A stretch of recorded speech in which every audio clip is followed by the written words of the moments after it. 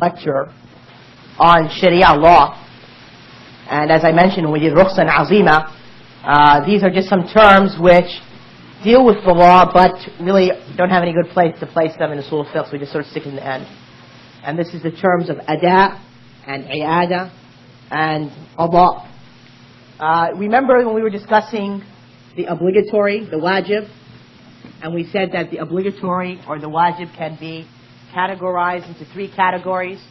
Who can remember those categories? Time, person, and settlement. Okay, and in terms of time, it refers to as what are the two categories?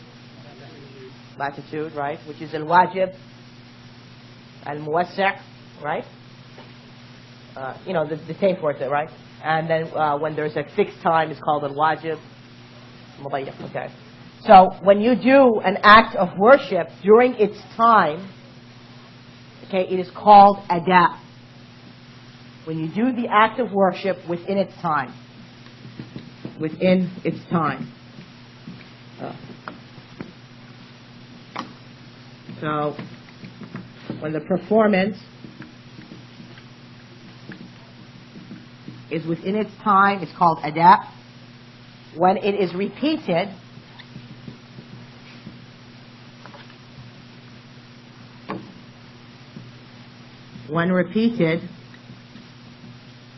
within its time, for some reason, it's repeated because it was not done correctly, it was not sahih initially when you did it, so it then therefore is repeated.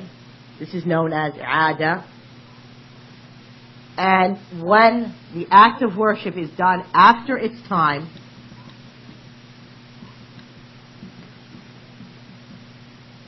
it is known as qada. Now,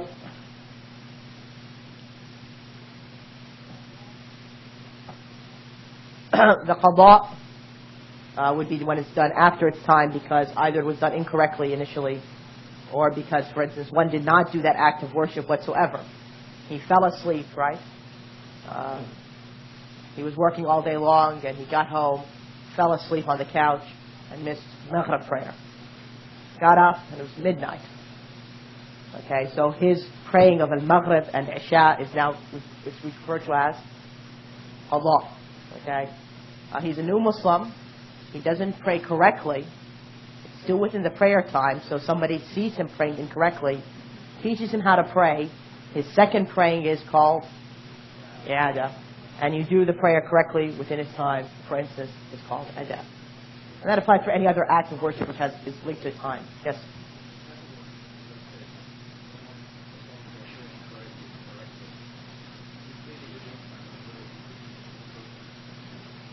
No, because when it's repeated within its time, it becomes i'ada.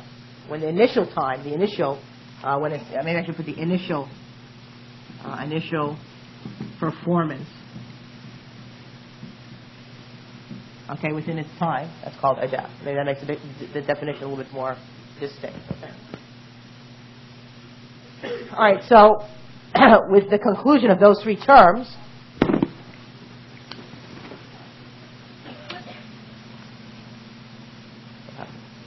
Stop.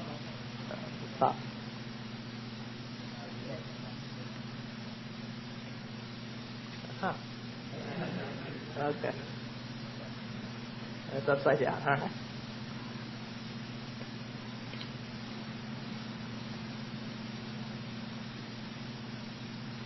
I must be getting old with this new technology and stuff like that. Right.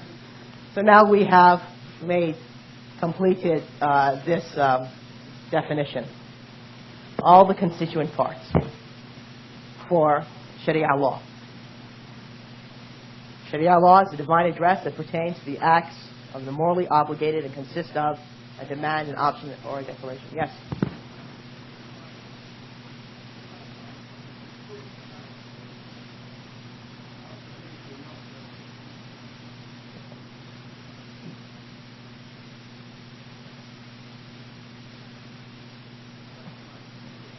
But, yeah, okay, go on.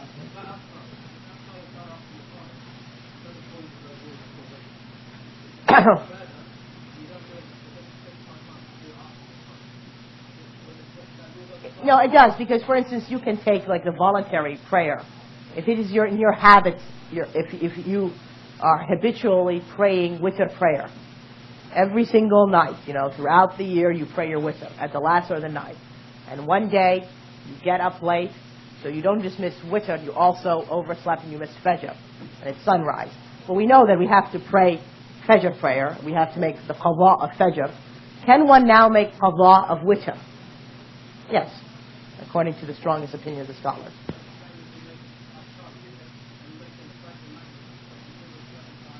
Yeah.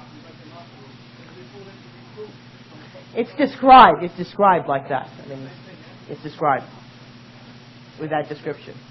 But basically, this pertains to the obligatory acts. I mean, some voluntary acts are described that way, yes.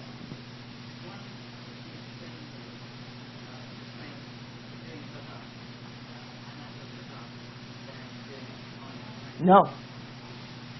The qada just means that you have done it, but it does not mean that you have received any reward, and you still might have entailed sin if there was no reason for you to have delayed it after its time. The only time a person receives the reward is that, as the hadith said, that if a person falls asleep or forgets, and then upon remembering or awakening does the prayer which he's missed, he receives his full reward if he does it at that time when he remembers or awakens. But this is provided that your falling asleep is not due to negligence on your part. I mean, you stay up all night long, right? Fall asleep a half an hour before Fajr. That's not what it applies to. But it, applies to that if just something happens. It's not something habitual.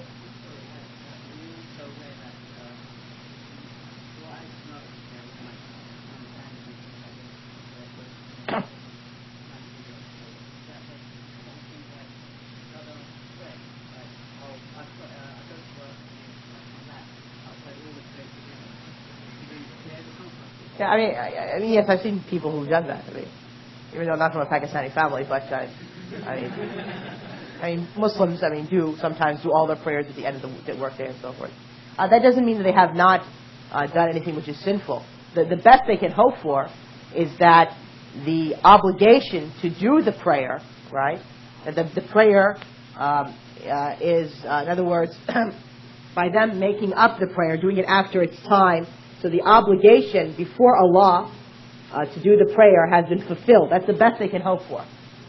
Okay? But it doesn't mean they've received any reward for that prayer. And it doesn't mean that they have removed the sin for delaying the prayer and praying it after its time. Even though they know something.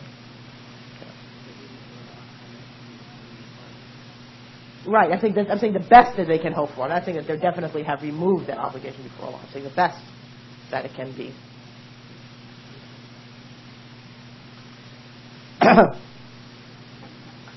All right. So, I would imagine that somebody could tomorrow, when I'm in Scotland, right, write a paper, a group of brothers, explaining the definition of Sharia law as an exercise. Those brothers who've been taking good notes could probably sit together, right, for a couple of hours and put a little handout, which can then be photocopied for their other brothers in the class, right, regarding Sharia law. Is that a strong enough hint, or do I need to assign? But I think it's a good exercise that, we've taken these notes now, right? So we should be able to put the definition of al-hukm al-shar'i, right, the Sharia law, and then we should be able to break down the constitution parts. Talk about the lawgiver, talk about the acts of the morally obligated, what is taklif and so forth.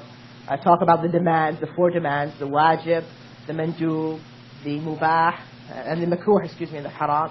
Talk about the option, the mubah. Talk about the different declarations and all the different categories and so forth, right? I'm sure 3-4 brothers who were taking good notes sat together. They could probably, over a day or two, put something together.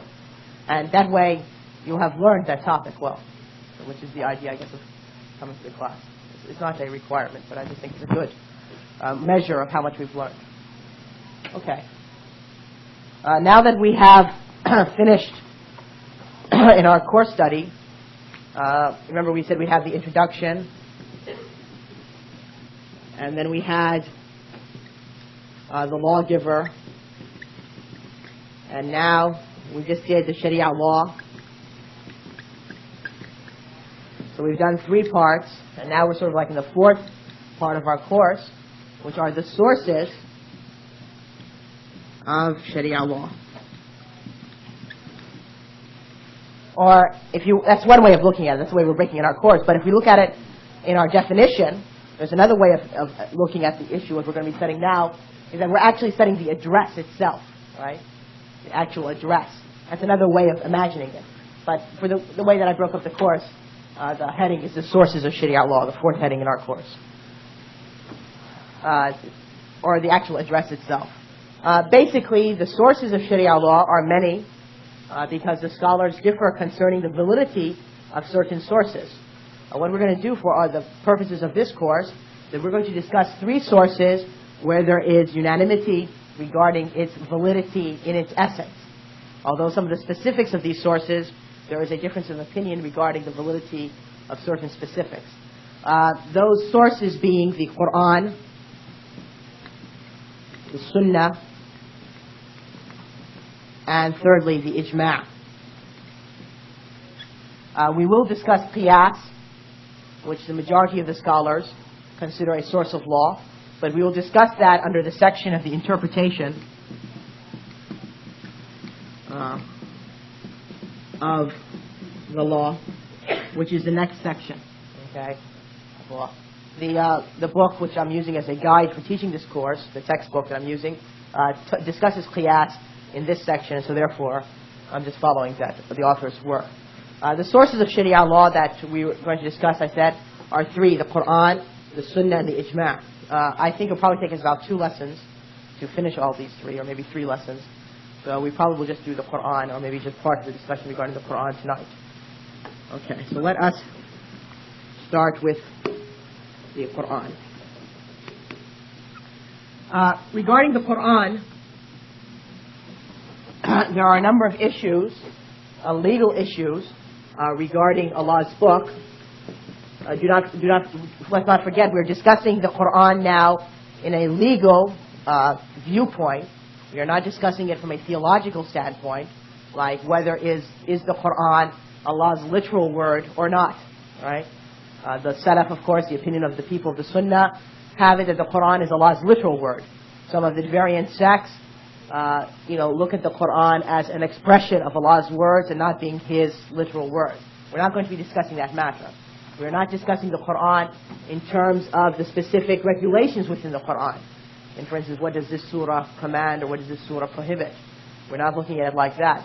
We're not looking at the Quran in terms of the adab, right, or the manners and the etiquette that one must have when dealing with the Quran. That's a different issue. What we're discussing is the Quran as a source of Sharia law. Okay, so this is the perspective we are studying the Quran by. And in that, there's a number of issues. First of all, they normally give a general definition to the Quran, being that the Quran, in a legalistic, as a source, if we want to define it, is Allah's literal speech, or words, you could say, sent down to the Prophet Muhammad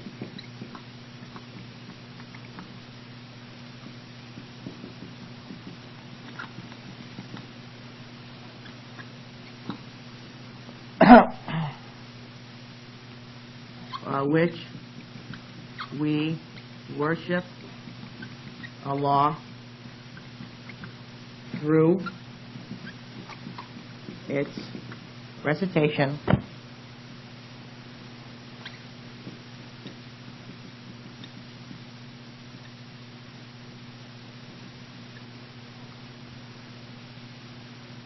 and is conveyed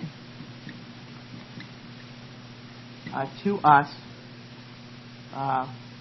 by tawatur, which I'll explain in a moment.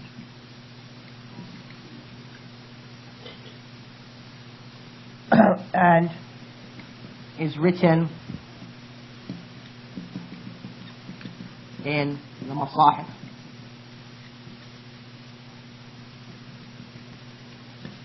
Okay, what does this definition include? Is Allah's literal words or literal speech sent down to the Prophet Muhammad sallallahu alaihi wasallam, which we worship Allah through the recitation of these words. It is conveyed to us by tawatur. When something is conveyed, it can be conveyed by two means. One is called tawatur, and one is called ahad. Tawatur means something which is conveyed by so many chains of transmission throughout its conveying, and that it ends with something dealing with the senses, and so therefore it precludes any possibility of any fault in transmission or any lie to have been transmitted. Yes. Original. Oh, masahif. Yeah. I kind of. I don't blame you. I can hardly read. All right. Masahif. I'll explain what that means. Okay, what does tawatur again refer to, right? It means something which is conveyed in so many chains of transmission. All right? And it ends in something regarding the senses, okay? That it precludes any possibility of any error in transmission or that a lie was transmitted.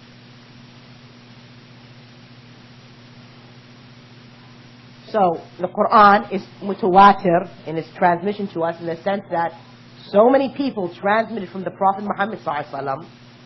It ended in something which deals with the senses, which is actually what he spoke, right? Which was heard. That it precludes that what has been transmitted to us, as there is an error in the transmission, or that something fabricated against the Prophet Muhammad ﷺ, which he did not say was transmitted to us. Being what, in this case, being him saying that Allah revealed to me these words, these are Allah's words.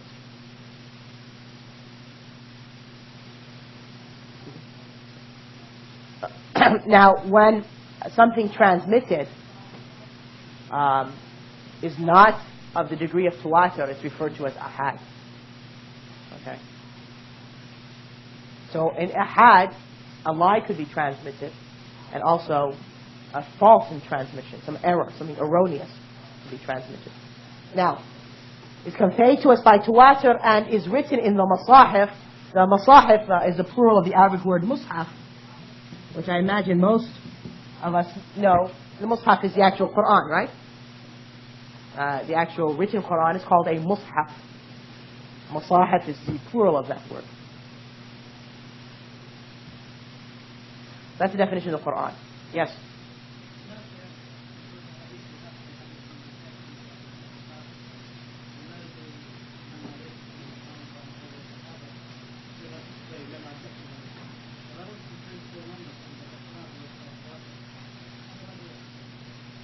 Well, to prove it, you would have to show a non-Muslim, right, that it was conveyed by so many chains of narration, which, unless, the non-Muslim was willing to sit with you and...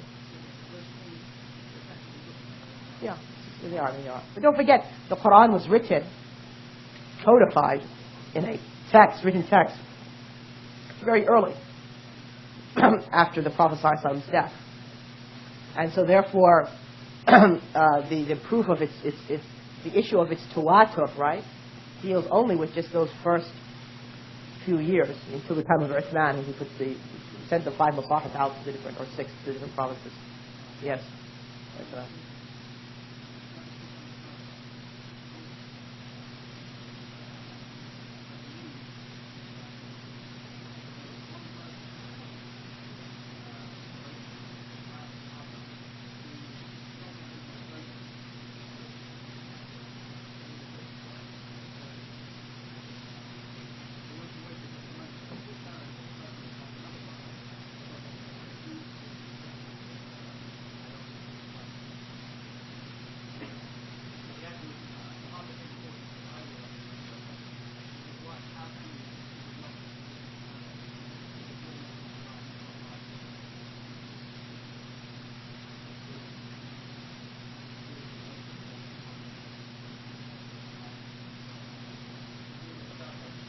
I don't recollect such an incident. I mean, that doesn't preclude it having occurred, but I don't seem to recollect this incident. So it needs some investigation too.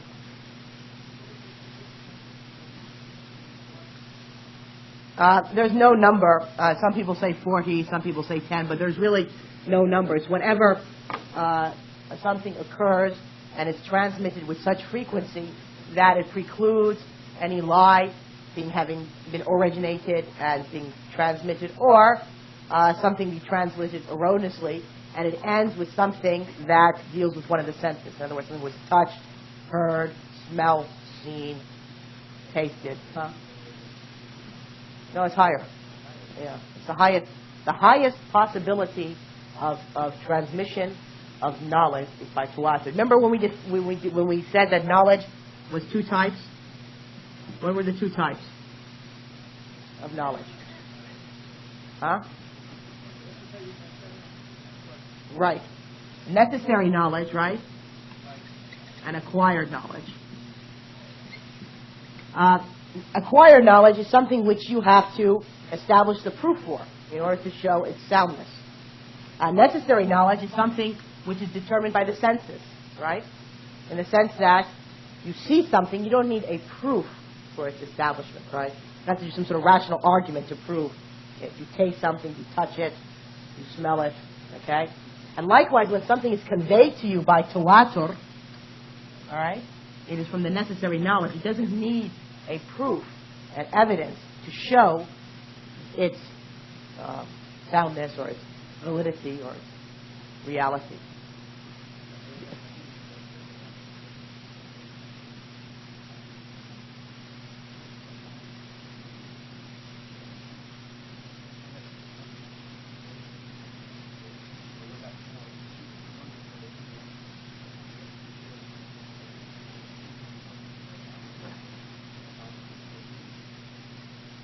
No.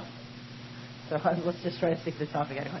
So, the point is that the Quran is transmitted to us as tawatur. Okay. Now, let us, the next point we want to discuss. All right, there are certain recitations of the Quran which are conveyed to us not in tawatur, but which are ahad narrations. Ahad narrations. In other words, they are not in agreement with the mushaf, some of these narrations. Or, excuse me, not narrations, but recitations. Let us, first of all, let us mention what are the conditions for a sound recitation of the Quran. Well, in order for a recitation of the Quran to be sound, it must have fulfilled these conditions. It must be in agreement with the text of Uthman's Mus'haf. 2, it must agree with the Arabic language.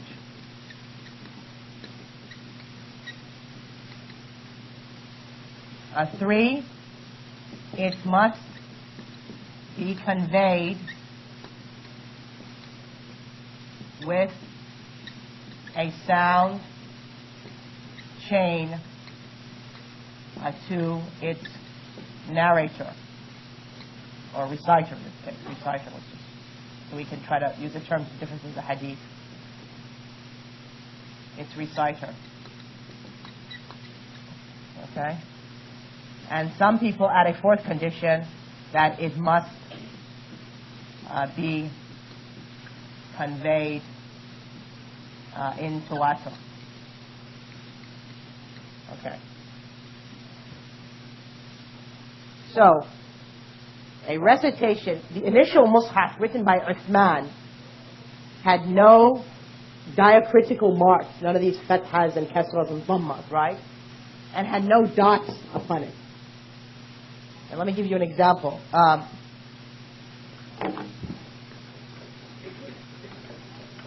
A couple of days ago during Salat al-Maghrib, I don't know if anybody noticed, but the Imam who was reciting the Quran was not reciting according to the narration or the recitation which I just led in Salat al-Maghrib. He was reciting according to the recitation of Warsh upon Nafi'. And one of the differences is that they do not say Maliki Yawmiddin, but they say Maliki Yawmiddin. Malik, which is the narration, recitation which most of you probably have memorized and which I used when I was leading Salah. Malik is written in standard Arabic now like this, and it means owner. And Malik is written like this, and it means king. Okay? Both recitations are confirmed upon the Prophet ﷺ. He recited Surah Al-Fatiha in both ways. Sometimes reciting it Maliki Yawmiddin, which means the owner of the Day of Judgment, and other times reciting it as Maliki Yawmiddin, meaning the King of the Day of Judgment. Now, the Mus'haf written by Uthman was written in the Arabic style that when looking at the word, you can read in it both Maliki and Maliki. How?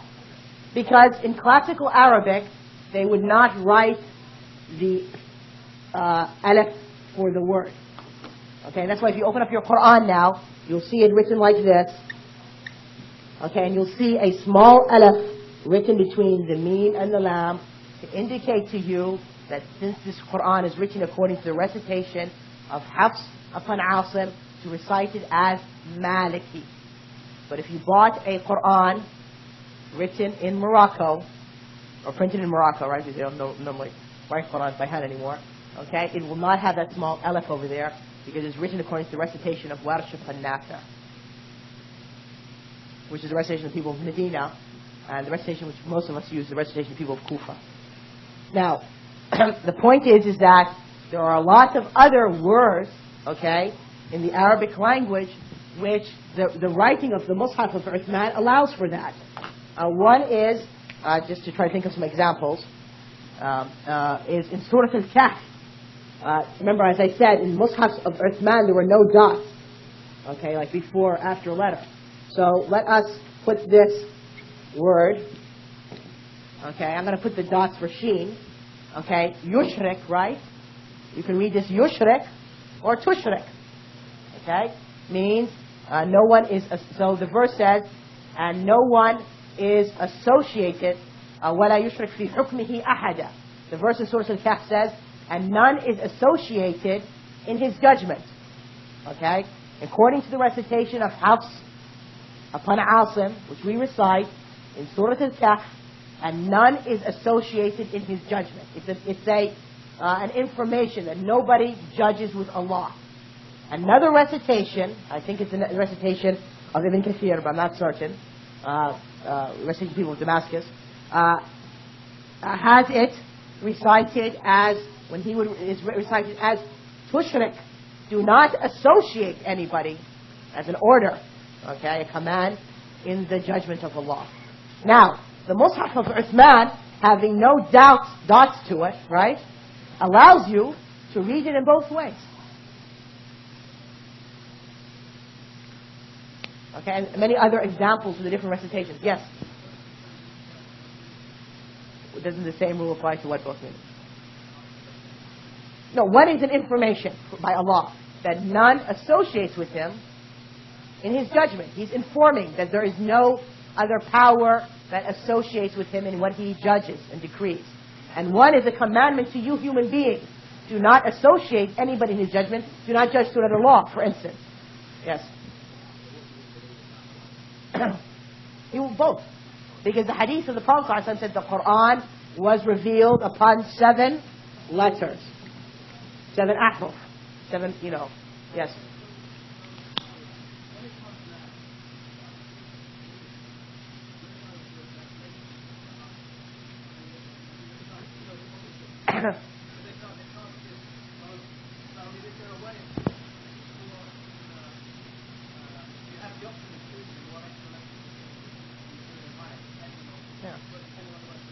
Yeah, and that's why when you come to my tafsir class in Washington, D.C., sometimes I indulge the brothers by saying, according to one recitation, it means this, and your translation would then should say this, and according to another translation, meaning recitation would mean this, and your translation should say such.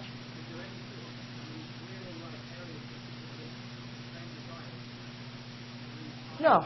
In fact, what it does, the numerous recitations add more meaning to the Quran, and so therefore, it makes the meanings more stronger. I mean, it adds to the beauty of the Quran, this is the point. It shows us, the sadness of us living in these later generations, where earlier when people used to memorize, scholars would have memorized the various recitations and so forth. It would add a beauty to the Quran. But now you can hardly find a person who memorized the Quran at all, according to one recitation, let alone memorize it according to multiple recitations and know its explanation and so forth. No, in the Mus'haf of Uthman, it was written like this.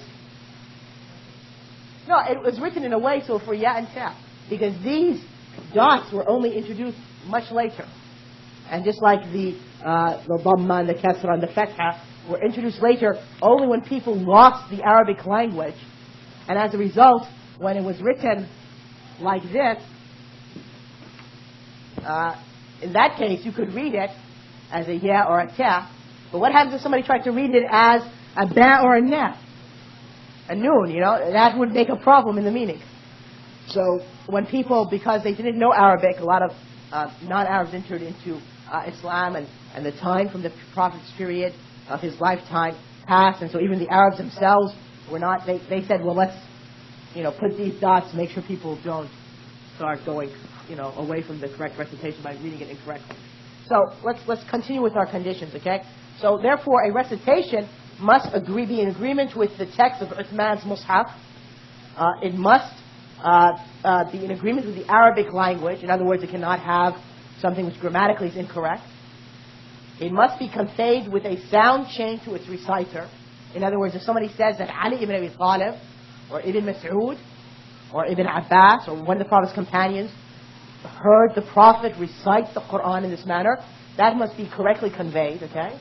And the fourth condition is that it must be conveyed in tawatur. Okay?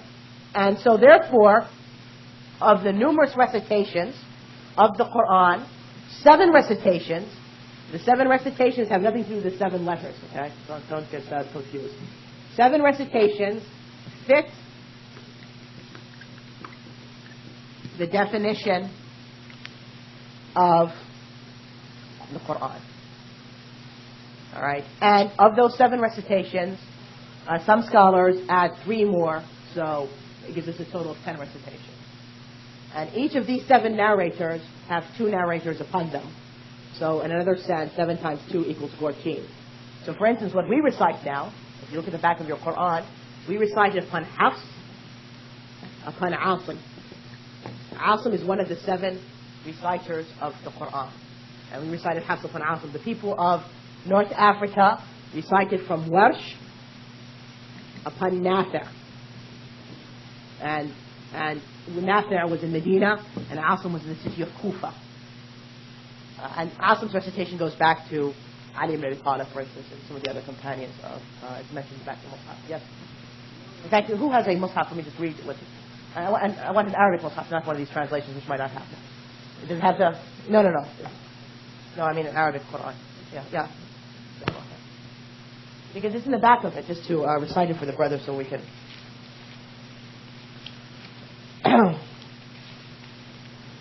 Okay? It says right here after Surah An-Nas, it says that this Mus'haf was written, and also the dabt, the diacritical markings of like the dhamma and the kasra, according to what agrees with the narration of Hafs bin Sulaiman upon Hafs bin Sulaiman bin al-Mughira al-Asadi. Asad is his tribe, okay? Hafs is his name, Sulaiman is his father's name, Mughira is his grandfather's name. Al-Kufi, from the city of Kufa, upon Asim ibn Abi Najud al-Kufi, who was a tabi'i, okay? Who took it from Abi Abdurrahman Abdullah bin Habib al-Sulami, who took it from Uthman ibn Affan Ali ibn Abi Talib, Zayd ibn Thabit, Ubay ibn Ka'ab upon the Prophet ﷺ. So that is the senate of our recitation, okay? Now, as far as its writing of the letters, it was taken from, it says, okay, what the ulama of the writing of the Quran took from those masahif which the Khalifa Uthman ibn Affan sent to the cities of Basra, Kufa, Sham, and Mecca. So here's the agreement with the text of Uthman's mushaf, and the one that he left for the people of Medina, and the one which he left for himself. And those masahif copied from those. Okay? And in particular, according to what was written by the two sheikhs, Abu Amr Dani and Abu Dawood Sulaiman bin Najah, and choosing the second way of writing upon the first one, there's a difference. Okay. And so then therefore it talks about, for instance, as in terms of diacritical marks, it was taken from the marks invented by Khalil bin Ahmed and his followers, instead of the marks of the Eastern Muslims, instead of the marks written by the Spanish Muslims, the Andalusian, and the Maghariba. And then it tells about the numbering of the verses.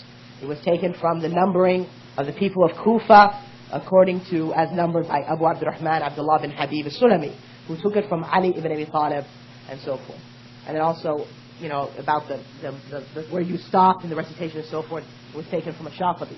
So this is how the Mus'haf is put together. Before that, about the marks, for instance, like in the Eastern way, the Eastern Muslims, we write the letter Qaf with 2 dots on top, and we write Fa with 1 dot, right? The Spanish Muslims and Andalusian, before when they used to exist, right? And the Maghariba, they write Fa with 1 dot, they write Qaf with a dot on the bottom. Okay. Yes?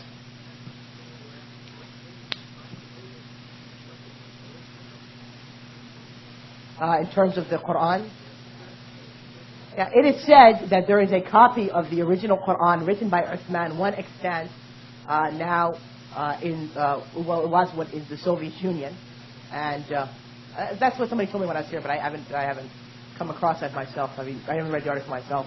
And then later on in Russia, and that's because it was in the city of Bukhara, and when the armies of the Tsar took Bukhara about 100 and or maybe 20 or 30 years ago, they took it with them to their museum or whatever in Moscow. And if you look at one of the military agreements or military, it was like some between the Russians and the Ottoman Turks, there was some sort of stipulation that they would not touch or tamper the Mus'haf of Uthman. This is one of the peace treaties or accords between the two countries. But there's also some masahif which are written, not the original mushaf written by Uthman, but there's some masahif written, copied from that original mushaf, which are still extant in Yemen and elsewhere.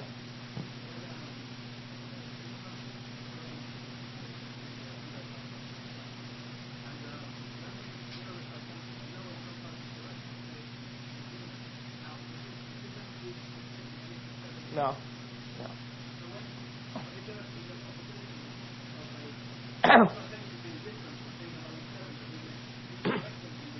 Yeah. Well, there's a very funny story that one scholar from Mali, a great scholar, reading according to the recitation of Warsh, he led Salah in a Bedouin hamlet in Arabia, and he read it according to his recitation, which is the recitation of Warsh upon Nafi'. So after Salah, the Bedouins were very angry. Who is this guy reciting the Quran in a sort of a funny way? And so they were angry at him, and he said, this is the recitation, telling him this is the recitation of Nafi'. And so Nafi' means that which is useful. And so the Bedouins replied to him, La nafa' Allahu lak, may Allah bring no use of you. So it can happen.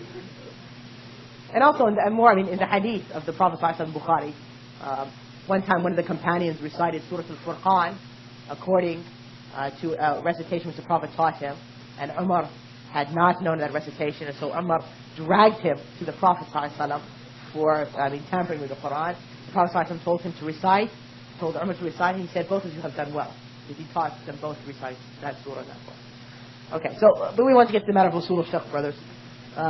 So it must be in agreement with the text of Uthman's Mus'haf.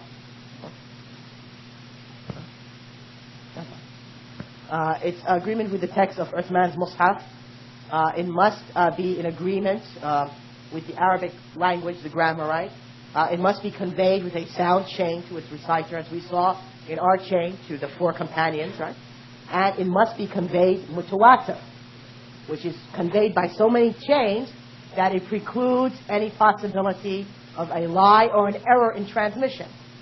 So what happens if this condition is not there? It is not part of the Quran. But then does that recitation become a source of legal law? Can we use it then? And this is a difference of opinion between the Usul-Fiqh. Okay, so we have a recitation of the Quran, which is not conveyed to us by tawatur. Can we then use it to bring some sort of additional information, additional legal point? It's not number 4, it's number 12.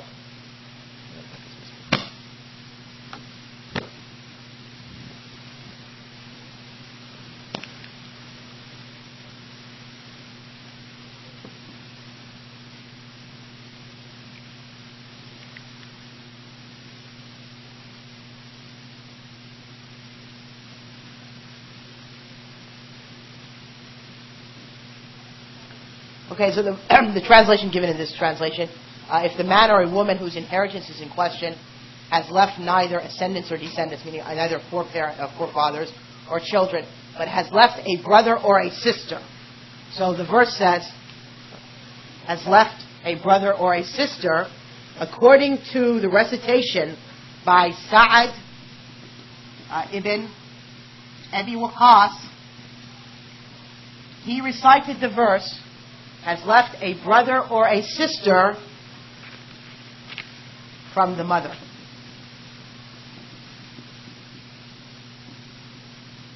So, a brother or a sister, Surah 4, verse 12. Sa'ad ibn Waqqas had this addition to it from the mother, min al-um.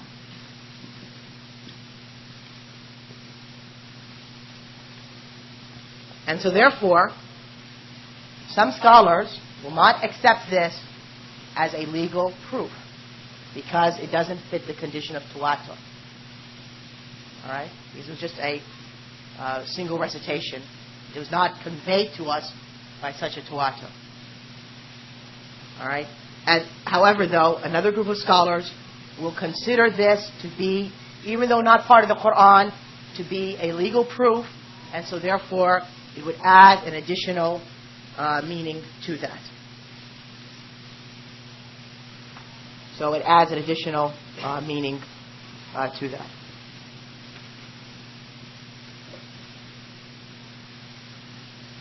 All right? Yes. Those who do not... they say that it's not part of the Quran because one of the conditions for the Quran is that it has to be in agreement with the text of Uthman's Mus'haf, and it has to be conveyed to us in tawatur. This time, min al-um, these additional words, is not in agreement with the text of Uthman's Mus'haf, nor for us it wasn't conveyed in tawatur. They say it's part of the revelation, but they say we cannot include part of the Quran because it doesn't fit the conditions of the Mus'haf itself. No, it's not. The other scholars say that perhaps this was a tafsir by the companions. And so therefore it's not a legal proof. That they were just explaining the meaning of the verse. Yeah, there's another, but I was trying to find the passage number, the verse, when it says that you should fast 6 days. Ibn Mas'ud, in his recitation, had the word, he used to recite it, mutatabi'at, which means consecutively. So therefore it would add the condition that if you were to say it's a proof, that when a person fasts the 6 days, he must do it in consecutive order, as opposed to the other opinion, which would say that you could do it either consecutively or not. I think I'll try to look for the actual verse number to provide it for. We're going to have to, Which is the stronger? I mean, I'm not in the position to say which is the stronger of the two. Just to know that that there are two arguments, and so therefore some scholars would add legal judgments based upon those recitations which are ahad, okay, and one might then therefore add another legal judgment. Okay, Jazakallah khair. It's time for salah. So inshallah, I'll see you all, I guess, on Sunday, right, or Saturday, right? Subhanakallah.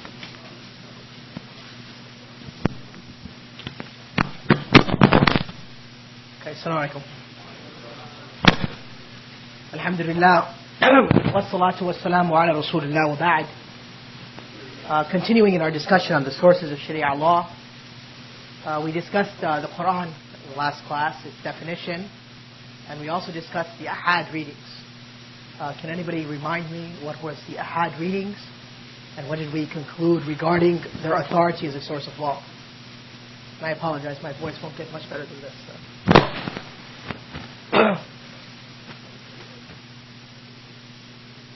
First, what is it?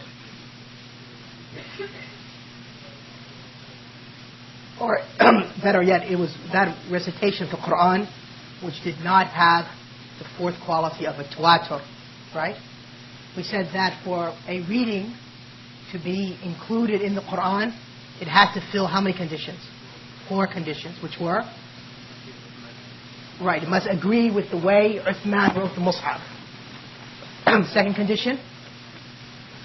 Must be in agreement with the rules of the Arabic language. Third condition? Right, we should have, that recitation should be by correct chain of narration, from us, or from the time it was compiled, to the narrator from the Prophet's companions, to the Prophet. And the fourth condition, it should have come through tawatur, which means so many modes of transmission that it precludes any possibility of an error in the transmission or a lie being transmitted. Now, if the Quran, the recitation attributed, does not have the quality of tawatur, or secondly, if it does not agree with the Mus'haf of Uthman in terms that it has additional words, and so therefore doesn't agree with the way the Mus'haf was written, then this is considered to be among those readings which are ahad, okay? And as a result, the scholars have differed as opposed to the legislative value of those readings. One group of scholars do not accept that as a legal evidence, in that it's not part of the Mus'haf, Quran.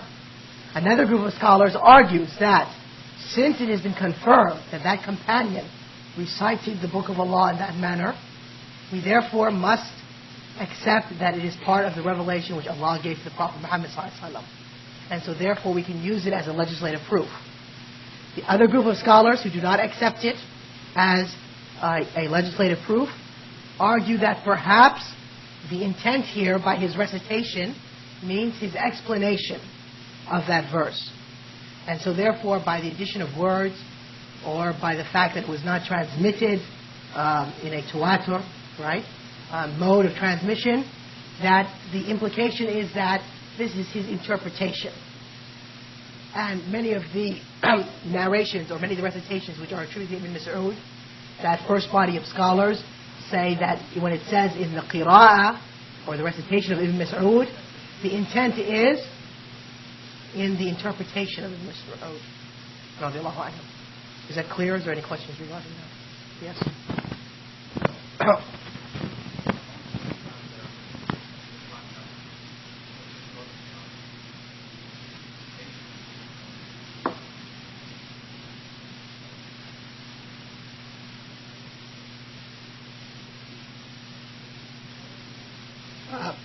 Well, it's both, because let us not forget that initially the Prophet ﷺ did not compile the text of the Quran as a single mushaf. Yes, the Prophet ﷺ did command the writing of the Quran, and the Quran was written on different parchments, on pieces of leather, pieces of bark, on pieces of bone, whatever materials they had for writing. And the Quran was basically, for the first, let's say, 20 or 30 years, or even less than 30 years, 20 years, maybe for the first 15 years or so of the Prophet's, after the Prophet ﷺ's death, was not existing in a actual single book which was distributed to the Muslims. A number of events occurred. The first occurred during the time of Abu Bakr. Abu Bakr lived 2 years after the Prophet ﷺ, when a number of those people who had memorized the Quran had died, were killed in the battle fighting the apostates. And the fear was that if those people who had memorized the Quran were to die, the book of Allah would change or be lost, like had happened to previous scriptures. So they approached Abu Bakr, and at first Abu Bakr was hesitant as to compiling the Quran in a single mushaf, arguing that since the Prophet ﷺ had not compiled the Quran like that, then they shouldn't compile the Quran in that manner. Then Abu Bakr was convinced, and Abu Bakr and Umar went to Zayd ibn Thabit, and the first beginning of writing the text of the Quran began at that time, during the time of Abu Bakr, within the first year or so after the Prophet ﷺ's death. The next event that occurred was during the time of the Khalifa Uthman radiallahu anhu, when during the Battle of Azerbaijan, or Azerbaijan as we call it in English, which is to the north of Iran, towards between Iran and Chechnya, in that section of the world. The Iraqis and the Syrians argued concerning the text of the Quran, because initially the Quran was recited in 7 modes of narration, 7 modes of recitation, and the Arab tribes, when they settled in the different provinces that was conquered by the Muslims, certain tribes recited the Quran according to certain recitations, due to that being in correspondence with their dialect, their tribal dialect. So the Iraqi army was reciting the Quran in one manner, the Syrian army was reciting the Quran in another manner, and they were unaware that the Quran was revealed in more than one mode of recitation. An argument occurred. So word was sent back to Uthman radiallahu anhu in Medina to quickly complete the process of standardizing the text of the Quran, so that there would be no disagreement in the Ummah. Because the first signs of disagreement were occurring. Even though, it was maybe some, I think the Battle of Azerbaijan was the year 21 after the Prophet's death. It was just within 20 years or so. The Sahaba was still alive. But because this new generation coming in was not aware of that, there was some discord, and so to close the door regarding that. Anyway, so what happened was, Uthman ibn Affan began to write the Quran. He commanded Zayd ibn Thabit to write the Quran, and the text of the Quran was produced, and copies were made and sent to the major cities of the Muslims, as we read that time from the back of the Mus'haf. And that initial writing of the Quran did not have markings to it, neither the diacritical markings, nor did it have the dots that we recognize, those letters which are similar to one another in their style of writing, like the ya and the ta, the ya having 2 dots below the line and the ta having 2 dots above the line. But now we have a question now. Those recitations, which do not fit the text written by Uthman radiallahu anhu, or have not been conveyed to us in a mutawatir mode of transmission, because the Quran, those 7 narrations, or recitations, have been conveyed to us in so many chains of transmission, it precludes any lie or any error in that recitation. It precludes a lie having attributed to the revelation sent down by Allah to the Prophet Muhammad ﷺ, and it precludes an error where somebody adds a word to the text or deletes a word from the text, because it's been narrated by so many. And as we said, that the tawatur mode of transmission provides knowledge, certainty of knowledge, right? Just as knowledge is gained by the senses. And let me give you an example. I've never been to the city of Rome. Well, at least I have been to Rome, so let's think of another example. I've never been to the city of Munich, But yet, knowledge that there is a city on the earth called Munich is transmitted by tawatur. So therefore, it provides knowledge, a certitude of knowledge, that it doesn't need investigation. Nobody has to now establish proofs that there's a city on earth called Munich, because it's been transmitted so much. of its existence, okay?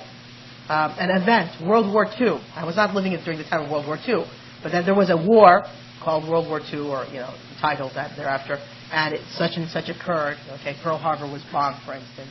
London was bombed, or whatever. Okay, it's been transmitted by so many modes of transmission that it precludes any doubt of its existence as a historical fact. Right? Now, so then the question comes now with these ahad readings. Okay, even though the chain of narration is correct, we can prove that those people who said that so-and-so said that, so-and-so said that, the companion of the Prophet ﷺ recited this verse in this manner. Okay, how do we interpret that now? It doesn't fit the criterion set for the Mus'haf, in the sense that it doesn't fit the writing, which employed by Uthman. It deviates from that. And also it wasn't transmitted to us in a mutawatir form. So what do we do with these? Do we accept them as a legal proof? I mean, it's not part of the Quran in the sense we do not worship Allah by them. One cannot now use this and recite it in prayer. That's to agreement. But the question is a legal issue now. What is the value of that? Scholars are two opinions here. One group of scholars say that they cannot be used as a legal proof because it does not fit those four conditions for the Quran. So it's not Quran. Another group of scholars says, while it is not in the Quran, it is still what Allah revealed to the Prophet ﷺ, because we cannot ascribe a lie to the Prophet's companions. And that to say that it was not such would mean that the companion of the Prophet ﷺ was either lying against Allah or the Prophet ﷺ. And this is an impossibility. Because it doesn't fit the rasm, the writing of Uthman. The counter argument to this, right, and this is probably which is the best counter argument, is that the term, when they used to say the word qira'ah in the qira'ah of Ibn Mas'ud, it means in the interpretation of the recitation of Ibn Mas'ud. In other words, Ibn Mas'ud would have interpreted the verse in this way. So those additional words, okay, or those synonymous words, was part of Ibn Mas'ud explaining Allah's scripture, and was not part of him trying to say this was from the scripture that Allah sent down to the Prophet Muhammad ﷺ.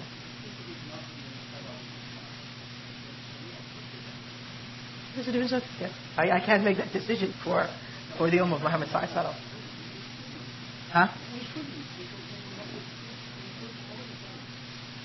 I mean, that's a strong opinion.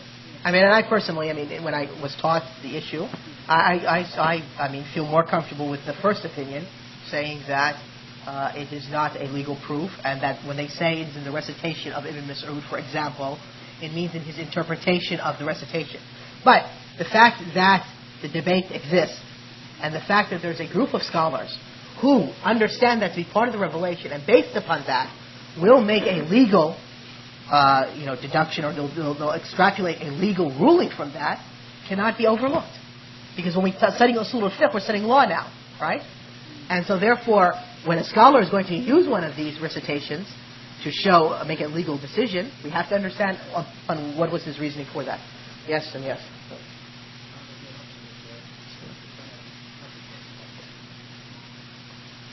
No, because we're saying that the ahad here, we're saying for those which are sahih. That's true. And some recitations where the isnad is also fabricated.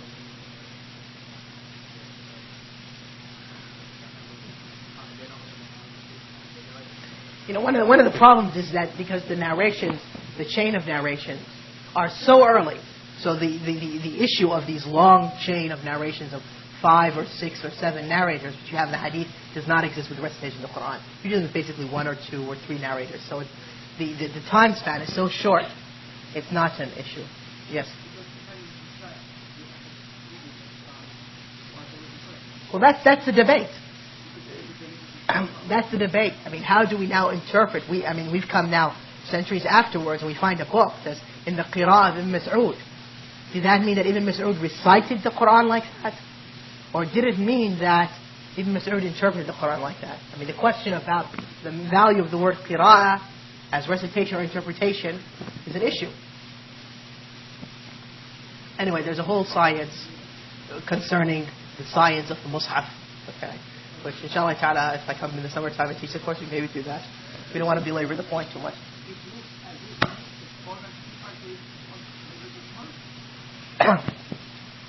No, they have other arguments. They say that, for instance, one of their arguments they use is that Uthman unified the ummah upon one recitation, upon one reading. If we say, they accept, both groups of scholars accept that the Quran was recited upon 7 letters, okay?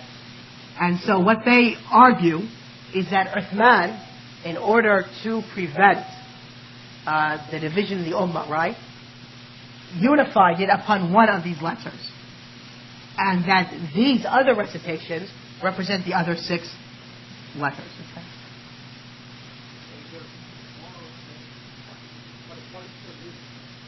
Not political reasons. You might say not for political, because there was no political thing, but it's for a religious, to preserve the unity of the community.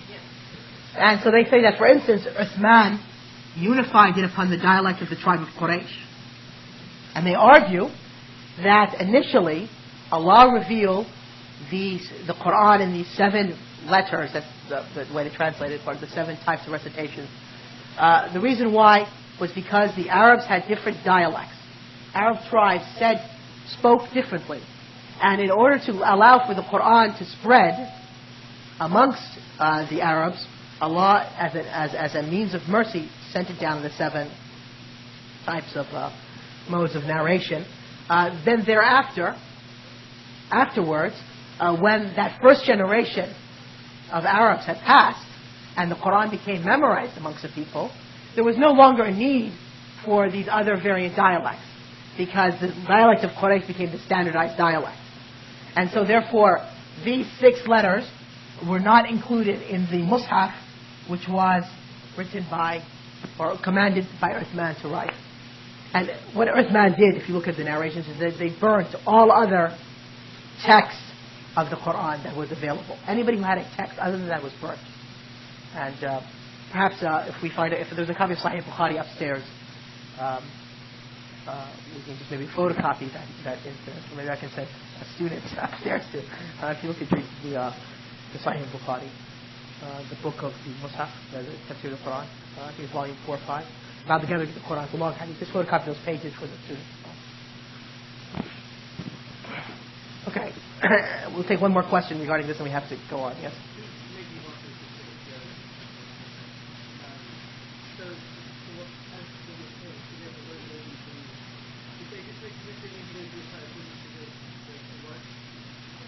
Oh no, I mentioned that. I mentioned that before.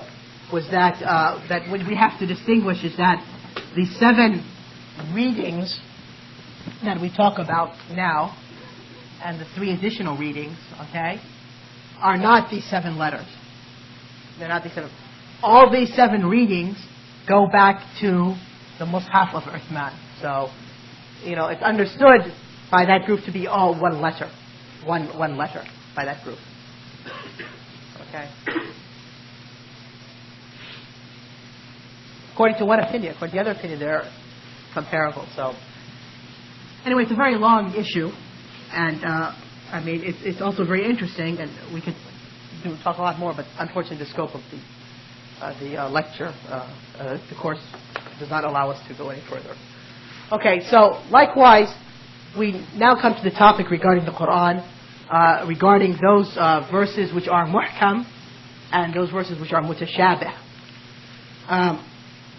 And what we're discussing here is a verse in Surah Al-Imran, Surah 3, verse 7, and the following verses, where Allah subhanahu wa ta'ala says that هُوَ الَّذِي أَنزَلَ عَلَيْكَ الْكِتَابِ, it is He who has sent down upon you, meaning Muhammad sallallahu alaihi wasallam, the scripture, مِنْهُ آيَاتٌ مُحْكَمَاتٌ, amongst which are verses which are muhkamat. Okay, muhkamat.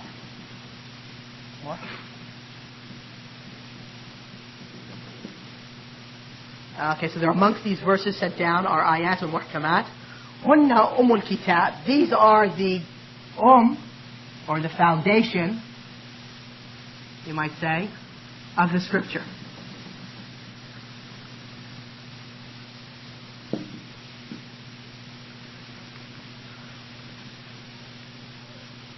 وأخر متشابهات. And others are متشابهات.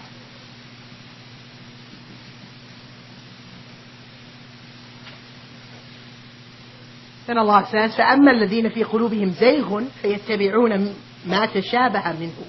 As for those who have some perversion in their hearts, they follow that which is تشابه, or the mutashabah from it. ابتغاء الفتنة وابتغاء تأويله. Seeking to cause discord, fitna, and seeking its interpretation. And then Allah subhanahu wa ta'ala says, وَمَا يَعْلَمْ تَأْوِيلَهُ إِلَّا اللَّهِ. None knows its interpretation except for Allah. وَالرَّاسِخُونَ فِي الْعِلْمِ. And those who are well rooted in knowledge, يَقُولُونَ آمَنَّ بِهِ كُلٌّ مِنْ عِنْدَ رَبِّنَا. We believe in it all, it is all from our Lord. Okay. So what is the muhkam and what is the mutashabihat? Well, the argument in terms of determining what this is, regarding it is based upon, or it hinges upon how we're going to read the verse. Allah says in the verse, and none knows its interpretation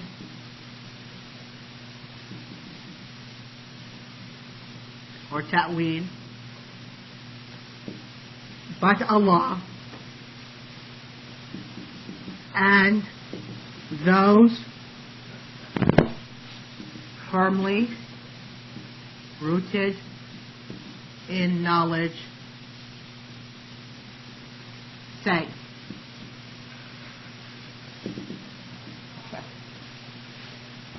Some scholars read the verse, and none knows its interpretation but Allah, stopping at this point. Full stop, period, alright? And those, so then the new sentence would start, and those firmly rooted in knowledge say, we believe in it all. It is all from our Lord. So based upon that reading of the text, they say the mutashabihat are those matters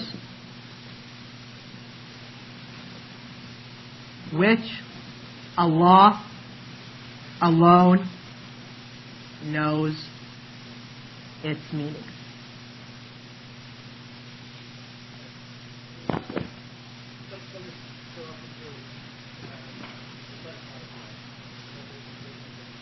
And they stop. Right. And they start a new sentence, you might say, where it says, and though... I couldn't hear you, I'm sorry. Yeah, the same group of scholars stop there and they start a new sentence. And that new sentence they say, and those firmly rooted in knowledge say, we believe in it all. Okay? So based upon their stopping, and none knows its interpretation or ta'wil but Allah, period, based upon that group of scholars, then they therefore say the mutashabihat means those matters which Allah alone knows its meaning or its interpretation or its reality. And they give certain examples, among which would be, when is the day of judgment?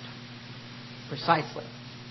Another example would be, what is the reality of the matters in paradise and in hell? What is the reality of the divine attributes? Matters that go beyond the frame of the human intellect. What is the reality of the descriptions of the angels? Allah describes the angels as having wings. And so therefore they accept this. But exactly how those wings are. I mean, now if you talk about a bird's wing, right? A human can give much information about it, right? You can touch it, you can put it underneath a microscope, you can describe it, right? You talk about an airplane wing, right? You can look at it, so forth. What about an angel's wing? Huh? Ta'wil means, interpretation. Okay? So, ta'wil is synonymous with the word tafsir in the Quran. Okay, so that's one of the readings, okay? Now, there's another reading which says, let's move this period from, and none knows its interpretation but Allah, to, and those firmly rooted in knowledge. Let's put the period here. So none knows its interpretation but Allah, and those firmly rooted in knowledge know its interpretation. And if we accept this as a reading for the verse, then our definition of al-mutashabihat becomes those verses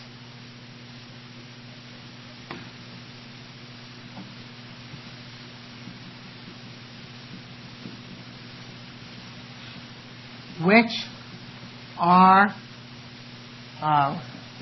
are not explicit and apparently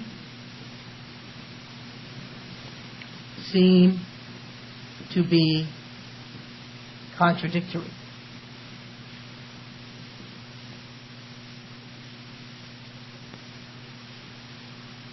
At first glance, right? So an example would be when Allah refers to Himself as Nahnu, we. The word we, or Nahnu in the Arabic language, can refer to a group of people, like we can say Nahnu in terms of all of us collectively in this classroom, or sometimes it can refer to the singular when that individual is praising himself. And an example, especially for, since you all are British, would be when the Queen, right, says we, right, speaking of herself, right, but in a plural sense. So here, based upon that, in their understanding, the mutashabihat are those verses which are not explicit in meaning, and apparently might seem to be contradictory. Okay? That is, this, if we were to take the period and move it, and none knows its interpretation but Allah and those firmly rooted in knowledge. Yes? Yeah, in other words, okay, so here, then there would be, the Arabic language allows that sometimes certain words are not mentioned, but the meaning of those words are implied. Okay? And so therefore, it would have the meaning as the believers say. Okay? Or those who do not seek fitna and do not seek its interpretation say. Alright? It's implied in the text even though it's not. And the Arabic language allows for that type of flexibility. It doesn't mean that every single word is mentioned. Alright, but in terms of in a legal sense, how does that affect us?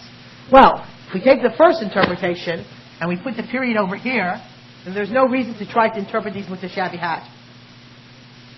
Because only Allah knows its meaning, right? If we to take the first. If we to take the second interpretation of the verse, we move the period down here, then the scholars. And so then therefore, in this case, we have to interpret these mutashabihat verses, these verses which are not explicit, in light of the verses which are muhkamat. Okay, let me repeat that. According to the first interpretation of the verse, those who, when they're reciting the verse, they stop at Allah. The issue of the interpretation of the mutashabihat is a non-issue, because for them only Allah knows those meanings. For those who stop at and those firmly rooted in knowledge, meaning they also know the interpretation of mutashabihat, then say, we need to, when we come across these verses which are mutashabihat, they are not explicit in meaning, they might apparently seem contradictory, we must then interpret them in light of those verses which are muhkamat, which are clear, in this case would be the clear, definite verses, which are the foundation of the book. And so therefore, according to that, when we come to the we, nahnu, and there's a possibility according to the Arabic language where you would have it meaning plural, right? Or a singular who's praising himself, okay? We would then interpret this in light of those clear verses, like قُلْ هُوَ اللَّهُ أَحَدٌ, say He is Allah alone. Is this discourse clear, this part? Okay, yes, please.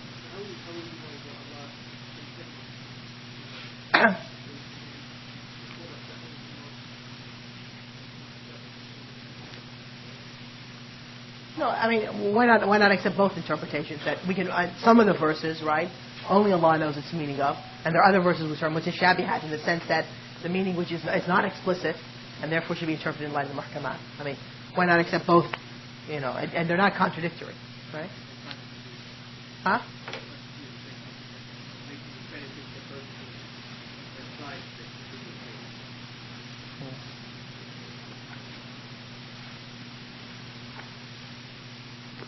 Just a second.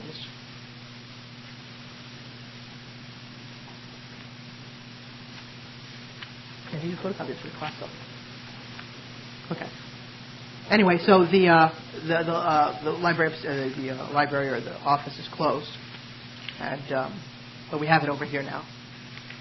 And what will happen is when it opens up, we'll photocopy those pages regarding the compilation of the Quran, which you can stick in your notes. Okay.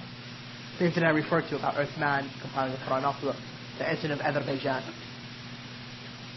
You were saying something, brother. I'm sorry, I cut you off.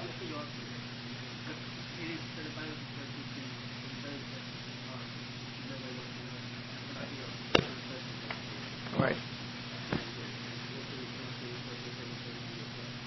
And if you look at this book, we're finally putting it to use now. Look on page 18 of your booklet. No, we'll have the ones that, I'll come to you in a second. When we have right there on the top of page 18, equivocal and unequivocal text.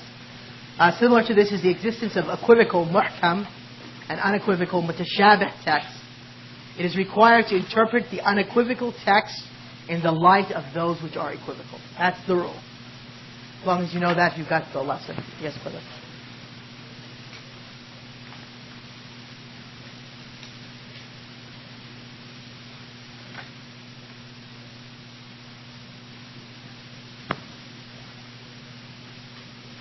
No, it doesn't mean that you leave the unclear verse. It means that you interpret the unclear in light of the clear. According to the second, the one that puts the period over here, that means that the interpretation is known by Allah and those who are firmly rooted in knowledge. That's the first reading. The first reading puts the period here, and so therefore you would leave it. You would just believe it as it is without trying to delve into any meaning to it. But those who bring the period down here, right? That means the people firmly rooted in knowledge know its meaning. And so therefore we would interpret the mutashabihat in light of the muhkamat. Back there, yes.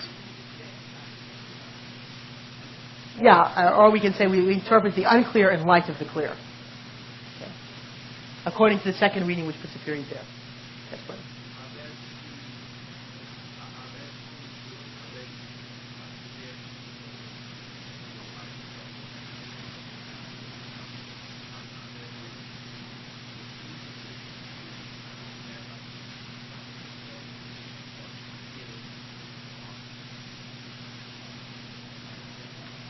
No.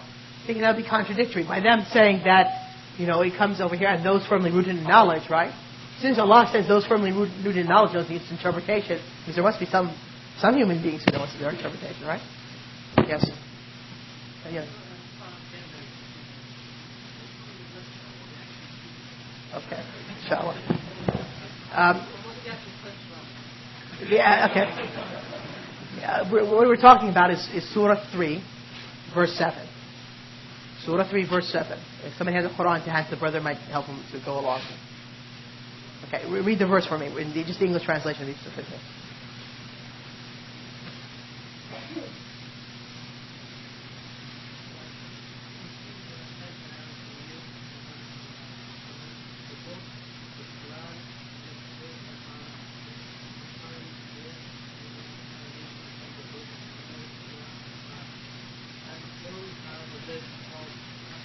Okay, don't read the things in parentheses, but just go through. Yeah. Okay. Those which are entirely clear, skip over the parenthetical information.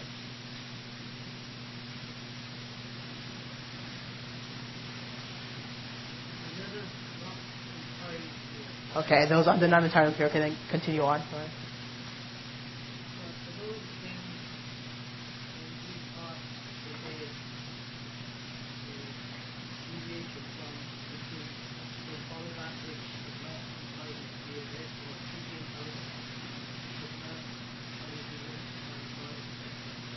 All right, and seeking its.